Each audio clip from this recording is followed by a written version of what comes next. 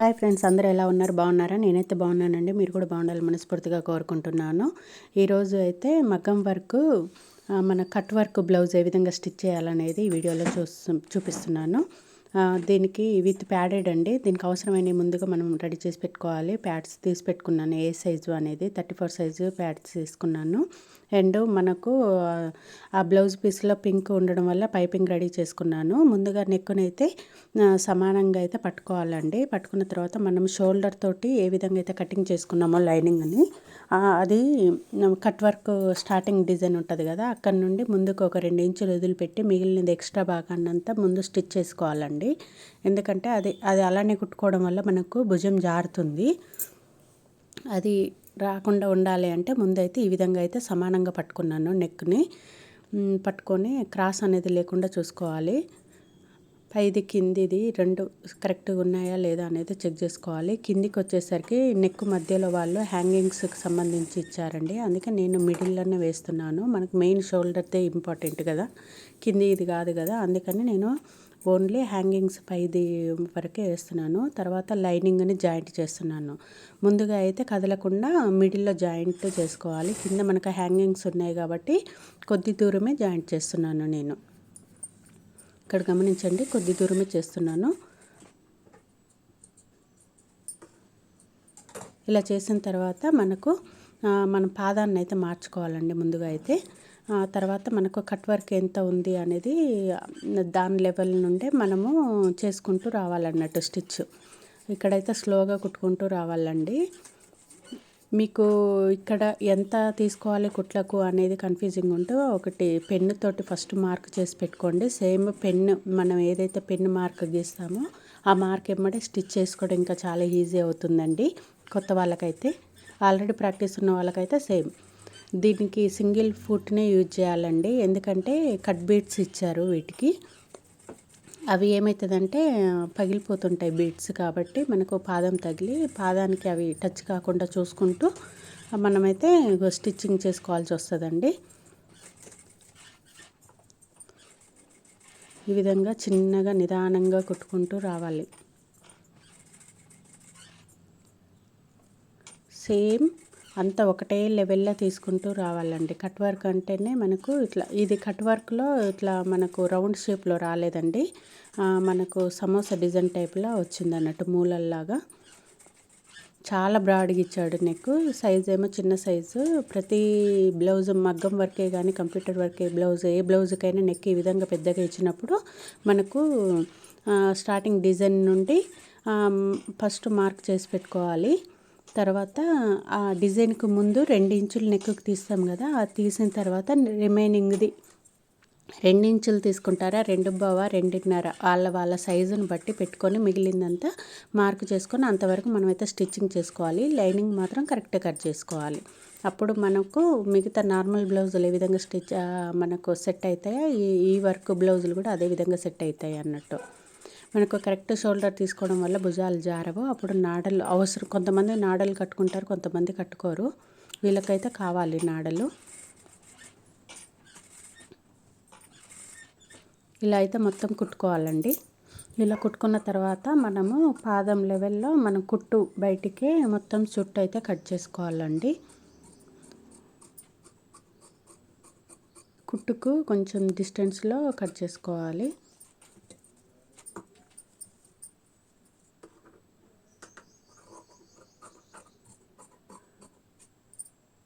ఇలా కట్ చేసుకున్న తర్వాత అన్నిటికీ మూలలల్లో కట్స్ ఇచ్చుకోవాలండి. అప్పుడే మనకు అవి పల్టాయించినప్పుడు కార్నర్ కరెక్ట్గా తిరుగుతాయి. నాకు ఇక్కడ కుట్టు సరిగ్గా పడలేదనిపించింది, అందుకే మళ్ళీ డబుల్ స్టిచ్ చేస్తున్నాను అక్కడ. ఈ కట్స్ అనేది మొత్తము ఇచ్చుకోవాలి, పైన కింద సమోసా డిజైన్లో లోతుకు ఇచ్చుకోవాలి, మళ్ళీ పైకి ఇచ్చుకోవాలి. ఇలా మొత్తం ఇచ్చుకోవాలి.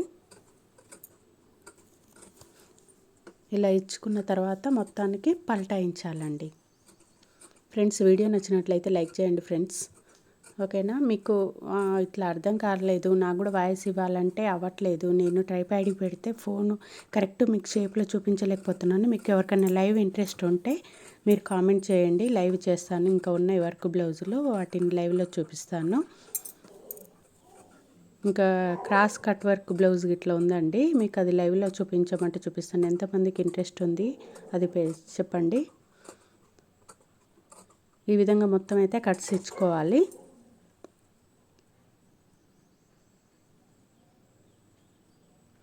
తర్వాత మన ఫింగర్ తోటి అయితే వాటిని కట్స్ని రివర్స్ చేసుకోవాలండి. మొత్తం ఫస్ట్ అయితే వేలుతో రివర్స్ చేసుకున్న తర్వాత మన స్క్రూ డ్రైవర్ సహాయంతో టెస్టర్ కానీ స్క్రూ డ్రైవర్ కానీ ఏది మనకు అక్కడ కట్టుకు సంబంధించి చిన్నది ఉందా పెద్దది ఉందా దాన్ని బట్టి మనమైతే తీసుకోవాలి. నేనైతే టెస్టర్ తోటి అయితే మొత్తం వాటిని తర్వాత కోణాలను అయితే కరెక్ట్ చేసుకున్నాను. కుదిరితే మీరు ఐరన్ చేసుకోండి, ఇంకా నీట్గా ఉంటుంది. మీకు లైవ్ క్లాసులు కావాలనుకున్న వాళ్ళు ఏ టైంలో సెట్ అవుతుందో మీరు చెప్పండి, సరేనా? ఆ టైం నేను సెట్ చేసుకొని లైవ్ చేయడానికి ట్రై చేస్తాను.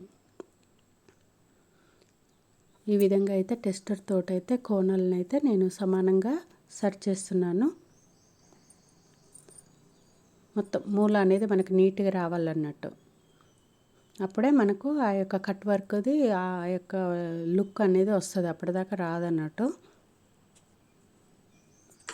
ఎక్కువ ప్రెస్ చేయొద్దు. ప్రెస్ చేస్తే మళ్ళీ క్లాత్ చినిగే అవకాశం ఉంటుంది, మళ్ళీ లుక్ పోతుంది. అన్నిటికీ ఆ విధంగానే చేసుకొని ఐరన్ చేసుకోవాలి, ఇంకా బాగుంటుంది.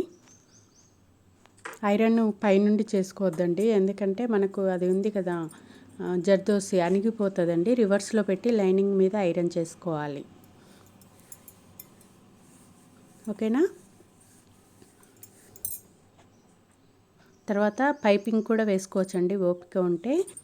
ఈ విధంగా మొత్తం కుట్టుకున్న తర్వాత మనం లైనింగ్ సైడ్ అయితే ఉల్టా తిప్పేసి లైనింగ్ను కొంచెం లాగినట్టు చేయాలండి. అప్పుడు మనం కుట్టుకున్న కట్ వర్క్కు ఈ లైనింగ్ అనేది ముందుకు కనిపించదు అన్నట్టు.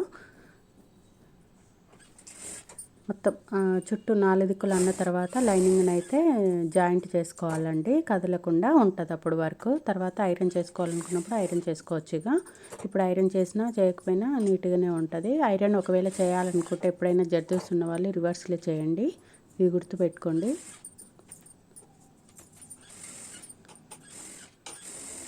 మొత్తం ఇలా జాయింట్ చేసుకొని తర్వాత టెక్స్లు వేసుకోవాలండి బ్యాక్ సైడ్.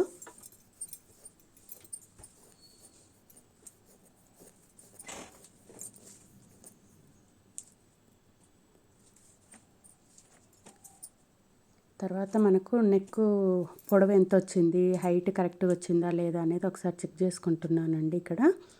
తర్వాత మనకు మెయిన్ మన నెక్లో మధ్యలో మిడిల్లో మనకు హ్యాంగింగ్స్ ఉన్నాయి కదండి, అవి అనేది ఇక్కడే కుట్టుకుంటున్నానండి.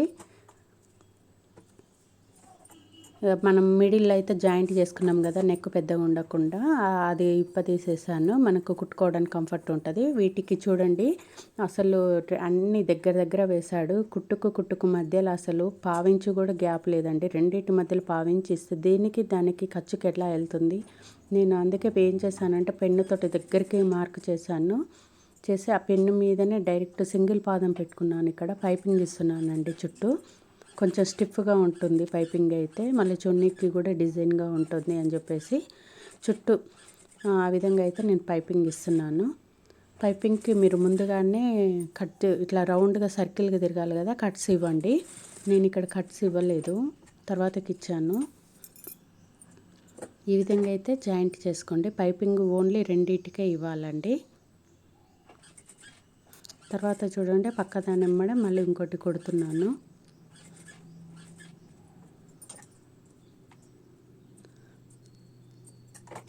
సేమ్ సర్కిల్గానే రావాలన్నట్టు. నేను దీనికి ఇక్కడ కొంచెం కట్స్ ఇస్తున్నాను. కట్స్ ఇవ్వడం వల్ల ఏమవుతుందంటే మనకు పక్కన ఉన్న క్లాత్ పైకి లేచి వస్తుంది కదా, మనం రివర్స్లో కుట్టినప్పుడు అది బయటికి కనిపించదు అన్నట్టు, అది కిందికి వెళ్ళిపోతుంది, మంచిగా ఫ్రీగా మూవ్ అవుతుంది అన్నట్టు కట్స్ ఇస్తే.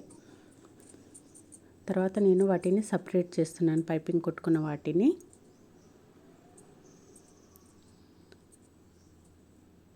ఒకవేళ మీకు ఇట్లా పైపింగ్ పెట్టడం రాకపోతే మీకు పిల్లోస్ కుట్టడం ఐడియా ఉంటే సేమ్ అలానే అండి, ఒకదాని మీద ఒకటి పెట్టేసి కుట్టుకోవాలి. మన ఫింగర్ పట్టే అంత 1/2 ఇంచా 1 ఇంచా అనేది గ్యాప్ అనేది వదిలేసుకొని దాన్ని రివర్స్లో తీయాలన్నట్టు. తీసి మన దగ్గర ఉన్న తుక్కుడ ఉంటుంది కదా, అది అందులో పొట్టలో నింపేసేయాలి. నేనైతే ముందుగా పైపింగ్ని అయితే ఇక్కడ రౌండ్గా క్లియర్గా చేసుకున్నాను.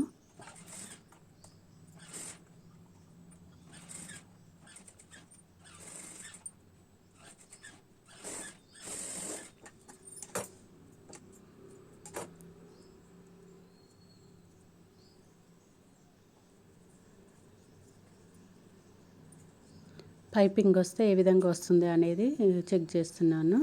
తర్వాత నేను ఆ పైపింగ్ది రివర్స్లో పెడుతున్నాను. సేమ్ మనకు పైపింగ్ రివర్స్ మనం కుట్టిన కుట్టు కనిపిస్తుంది కదా, ఆ కుట్టు మీదంగానే మళ్ళీ కుట్టుకుంటూ వస్తున్నాను.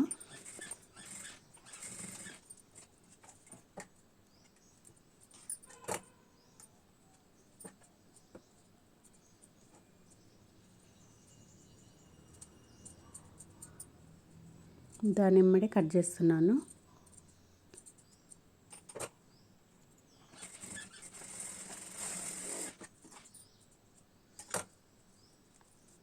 కుట్టు అక్కడ క్లాత్ అనేది కరెక్ట్గా లేదండి.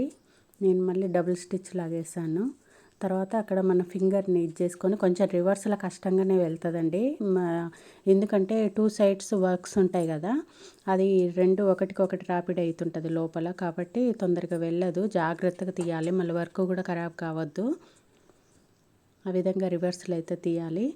నేను టెస్టర్ సహాయం తీసుకున్నానంటే కొంచెం రివర్స్ వెళ్ళిన తర్వాత చూడండి ఎంత చక్కగా వచ్చిందో. చున్నీకి కూడా చాలా బాగుంది కదా, మగ్గం వర్క్ లోడింగ్ ఇచ్చినట్టే ఉంది కదా, కాంట్రాస్ట్ కలర్ ఆ విధంగా ఉంటుందండి. దీన్ని ఈ విధంగా మళ్ళీ మనం ఏదైతే కొంచెం గ్యాప్ ఉందో దాన్ని ఉల్టా మలిచి దాంట్లో నాడు పెట్టి స్టిచ్ చేసుకోవాలి. సేమ్ అలానే రెండోది కూడా కుట్టుకోవాలండి. ఫస్ట్ది ఏ విధంగా కుట్టామో సెకండ్ది కూడా అదే విధంగా కుట్టుకోవాలి. రివర్స్లో పెట్టి మనకు ఆల్రెడీ పైపింగ్ స్టిచ్చింగ్ ఉంటుంది కదా, కొంచెం గ్యాప్ అనేది వదులుకోవాలి. ఇక్కడ డైరెక్ట్ డబుల్ స్టిచ్ చేస్తున్నాను. తర్వాత సేమ్ దాని ప్రకారమే కటింగ్ చేసుకోవాలి. మనకు పైపింగ్ లెవెల్ ఉంది కదా, ఆ లెవెల్లోనే కటింగ్ చేసుకోవాలి. తర్వాత దాన్ని ఉల్టా తీయాలి రివర్స్లో.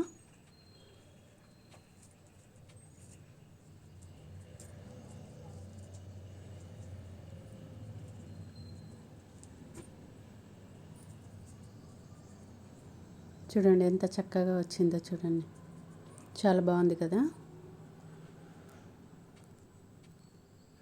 తర్వాత మనకు పైన ఏదైతే ఓపెన్ ఉంటుందో దాన్ని మళ్ళీ క్లోజ్ చేయాలన్నట్టు.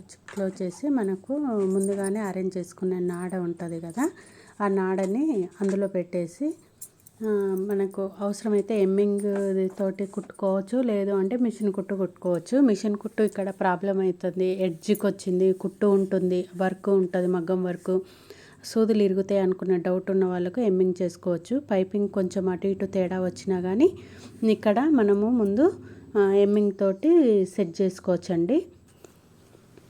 ఇలా మనకు ఓపెన్గా మనం కొంచెం అయితే మిడిల్లో ఓపెన్ వదిలిపెట్టుకున్నాం కదా, మనం అయితే ముందుగా కుట్టుకున్న సన్న నాడనైతే అందులో పెట్టేసి కుట్టాలండి. మనకు కావాలంటే మిషన్ మీద వేసుకోవచ్చు. మిషన్ మీద ఏంటంటే దగ్గరికి ఉంది కదా, జర్దోస్ ఉంది, మనకు అవి సూదులు ఇరుగుతాయి అని చెప్పేసి నేను హ్యాండ్ మీదనే వేస్తున్నాను దాన్ని అయితే.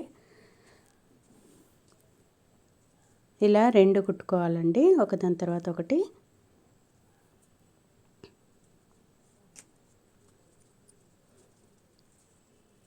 ఈ విధంగా అయితే టైట్గా కుట్టుకున్నాము. తర్వాత దాన్ని కూడా మనం అందులో క్లాత్ని అనేది ఫిల్ చేసేసుకొని తర్వాత దానిపైన మనం ఏదైతే కుట్టుకున్నామో హ్యాంగింగ్ది దానికి ఇట్లా 4 ఇంచెస్ స్క్వేర్ లాగా తీసుకొని ఈ విధంగా అయితే నాడకు డిజైన్ లాగా చేస్తున్నా అండి. అప్పుడు మనం కుట్టుకున్న ఎమ్మింగ్ది ఒకవేళ నీట్గా రాకపోయినా కానీ ఇది కవర్ చేస్తుంది అన్నట్టు. గంటలాగా వస్తుంది, డిజైన్గా బాగుంటుంది చున్నీకి అయితే. ఈ విధంగా అయితే 2 రెడీ చేసుకొని బ్లౌజ్ కుట్టుకోవాలి.